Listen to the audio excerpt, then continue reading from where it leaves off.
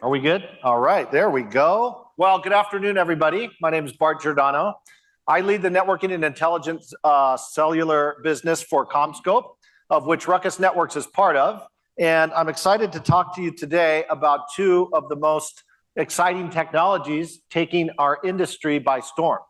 Obviously, big advancements in Wi-Fi around the technology transition to Wi-Fi 7, which is fairly unique in terms of these technology transitions, and how the incorporation of AI into enterprise networking and the combination of these two is going to enable massive amounts of innovation over the network in the coming years. So I don't want to get too bogged down in the mundane, but I think it's always important to recognize how Wi-Fi has become one of the most important technological innovations of our lifetime. It is absolutely ubiquitous. I love how Kathy talked about it earlier, right? It's a utility. It's no longer a desirable amenity, and residents and consumers and all of us who use it every day expect it to work, right? And we take it for granted. And when it doesn't work, we get upset about it. Over 10 billion Wi-Fi devices on the network through Wi-Fi 6. And with Wi-Fi 7 and the massive amount of new spectrum and features and capabilities, we're going to get 20 billion more devices on the network. So absolutely incredible journey for this technology. Wi-Fi 7 is very unique. Most of the prior technology transitions have been about speeds and feeds, but there's some really exciting new features coming in Wi-Fi 7, actually available today, that are going to yield a lot more innovation, new use cases, new applications, and we're going to be able to think differently about the way we use these networks in the industries that we serve. So we're going to talk a little bit about the combination of Wi-Fi 7 plus AI, what we're hearing from customers, and what we're seeing as we deploy it. So RUCKUS has announced 3 products. 2 are generally available today, including the world's first Wi-Fi 7 outdoor access point, which was being deployed yesterday in cities around the country. And this is really going to enable a whole new suite of applications. So when you think about the enhancements to latency and being able to deliver reliable latency, oftentimes unlicensed spectrum is thought to not be able to support reliable latency. With reliable latency, you can enable suites of applications around augmented and virtual reality. I think we all appreciate today that we're using wireless networks for conferencing in a very different way than we did prior to the pandemic, where every single call now is a video call. And the way that taxes the network, we have to think differently about capacity planning in enterprise networks. And so this massive amount of new spectrum is going to be enable that. Social gaming and esports, big time in education. Did you know that your children can get a scholarship now for esports going to school? And certainly for the gamers in the room, latency is absolutely critical. And oftentimes we wire up our gaming consoles to ensure that we can be the most competitive when engaging in that sport. But now as we think about deploying in large venues and deploying in education centers, we can take the entire network wireless because of the advancements that are available in terms of delivering reliable latency. And I'll share a little bit about how that looks in a live network shortly. And then finally, OT and operational technology. So not only is the new spectrum going to benefit us with the ability to bring on lots of more devices, but the types of devices and the expectations around resiliency and reliability are changing. And that really is because of the enhancements that we've brought to the industry through our innovations and investments in Wi-Fi 7. So what are we hearing in these industries? So take the case of large venues, right? You're dealing with a lot of density. So stadiums, arenas, airports, other types of transportation centers. And the use cases now in these venues are evolving, right? The network is no longer just a desirable amenity for you to be able to share your experience over social media, but it's also a way for the venue to generate revenue. In-seat ordering. There's new applications coming around augmented and virtual reality. So while you're watching the game, there'll be an augmented reality overlay that will come to you to your wireless device. Even thinking about real-time betting, right? I'm going to bet on the outcome of this next play, right? And to think about the sensitivity that the network has to latency, right? You have to design and consider that up front. Education centers and institutions are transforming digitally, right? And if you do not have a robust and reliable network, you're not going to be able to drive the student outcome that you're striving for, right? In the hospitality, I think we all appreciate if you go to a hotel and you have a bad experience on the network and your kids are complaining the whole time that they can't use their iPads, you're not going to go back and visit that property, right? And those of you that are in the hospitality industry know that a general manager of a hotel is measured on guest satisfaction and loyalty, and the network is paramount to that experience. And then I think there are huge opportunities for the industry now in manufacturing, warehousing, and logistics, and we'll talk a little bit about that in a few minutes. So what's the real Wi-Fi 7? So the real Wi-Fi 7 means you support all of the mandatory features in the Wi-Fi 7 specification. Your products are certified, and perhaps most importantly, in 6 gigahertz, you can support standard power operation. So you need to be certified with your AFC solution for location monitoring of where the APs are deployed by the FCC or other regulatory bodies. So this is all happening right now, but I think one of the most exciting new features is multi-link operation. So those of you not familiar with multi-link operation, we have 3 spectrums to work in now with Wi-Fi. We've just added a massive amount of 1200 megahertz of spectrum in the 6 gigahertz band in a lot of countries around the world, including the United States. And so there's 2.4, 5 gig, and 6 gig. And with multi-link operation, an AP and a stay can talk concurrently over all 3 bands. So that's very different from prior versions of Wi-Fi, where an AP and stay would be on the same band, and they would agree to stay there. And then, of course, in the presence of interference, which we're showing on these charts, your network experience is going to suffer. And so in this very simple test, we were running an uplink and downlink throughput test and injecting interference into the 6 gigahertz band. And you can see the points of interference where throughput really suffers between the AP and the station in the 6 gigahertz band. But then because they're transmitting concurrently over both of these bands, you see the throughput on 5 gigahertz picks up. And so much more reliable latency and throughput in unlicensed spectrum using this new feature, right? A mandatory feature of the Wi-Fi 7 specification. So similar in this test, we are looking at injecting interference again into the 6 gigahertz band. And so on the left side, you see throughput with interference, right? And this has always been a problem with Wi-Fi networks, is how can I guarantee throughput for the applications that are most important to me and that demand a reliable and robust link.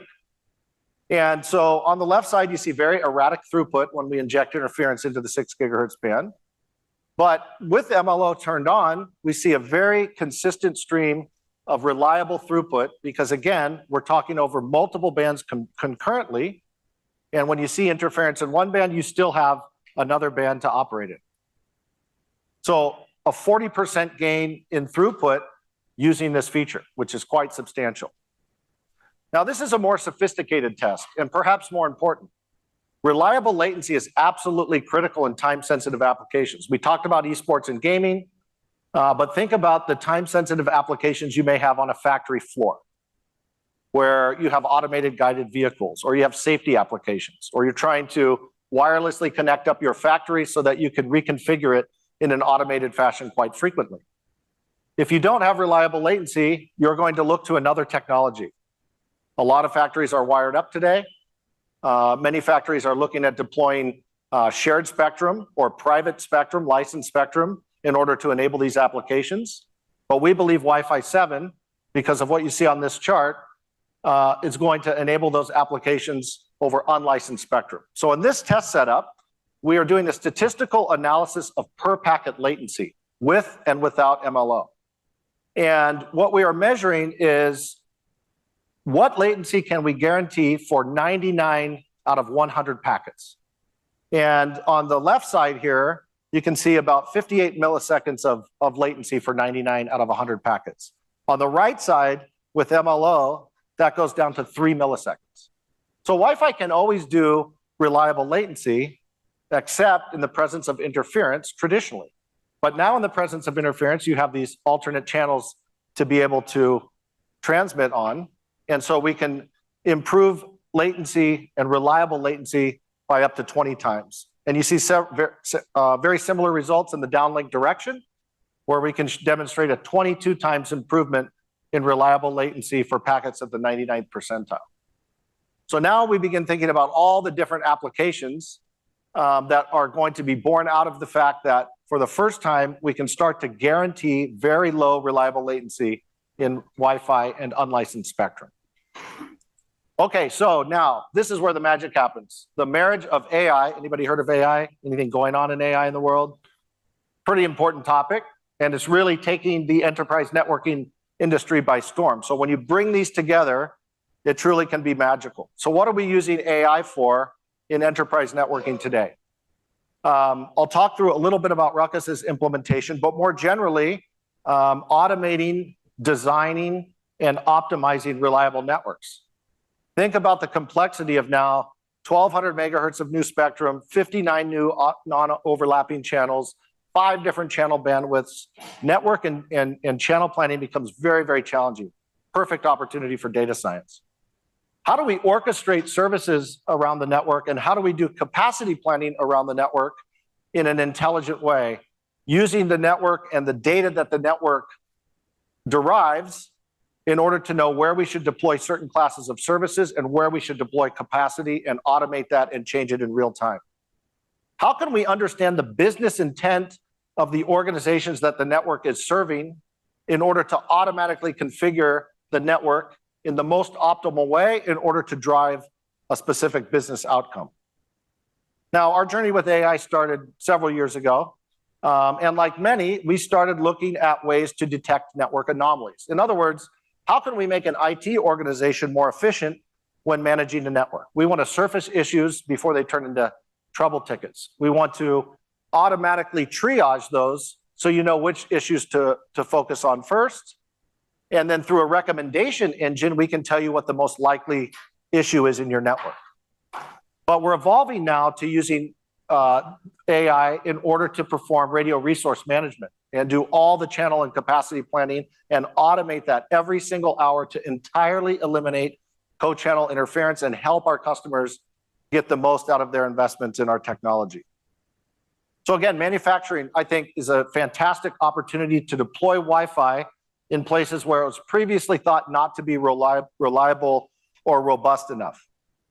And so when we deliver a reliable and robust network to a factory, again, if you're like me and you have a business where you manage factories, you know it's all about throughput to drive efficiency in your factory. And without a robust network that you can rely on, your throughput's going to suffer, and that's going to tie up cash in your business. But we've seen vast improvements in production line scanning, more velocity of data going into the ERP and manufacturing engineering systems, automating processes by being able to add a lot more devices onto the network, increasing coverage areas and less equipment and downtime. Ultimately, this will evolve to predictive maintenance and other enhancements that will help the factory environment run quicker. So we're very proud of the solutions that we've put in the market. The market is recognizing the investments we've made and the investments we've all made as an industry in Wi-Fi 7 and the benefits that's going to bring to us. I know Kevin's coming up next. We're very proud of the fact that our Wi-Fi 7 technology is in the Wi-Fi Alliance testbed, so it will become the industry standard against which others are benchmarked for reliability. And again, as I said earlier, to truly support and realize all the benefits that Wi-Fi 7 and 6 gigahertz are going to bring, you have to support standard power operation, both indoor and outdoor, and all of our products have been certified. So I truly believe we're at a watershed moment, bringing together Wi-Fi 7 plus AI that's going to change our industry for the decades to come. Thank you all very much.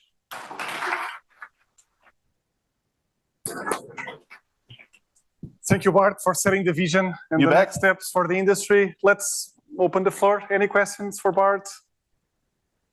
So I have one, Bart. Please. So RUCKUS, I imagine that all the portfolio, you just embedded location over time and now AI. How do you see the uptake for these IT managers, these CIOs, really to getting the message when you go outside a Wi-Fi techie type audience? Do you see them understanding and moving fast? I think, generally we are a very industrial focused business, and by and large, the buyers in those industries are less concerned with the nature of the technology and more concerned with the business outcome you can drive, right? So we touched on the hospitality use case, right? How do I improve guest satisfaction and loyalty?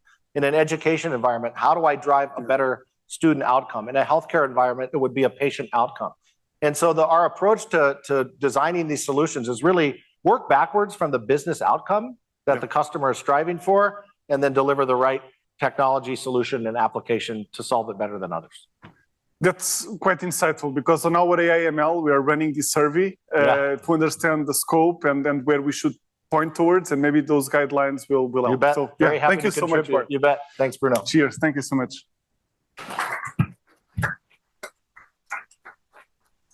Okay, next, I would like to invite Kevin Robinson, the President and CEO of Wi-Fi Alliance, a great partner of the WBA and where the standards magic happens. So let me invite you, Kevin. Great. Thank you, Bruno.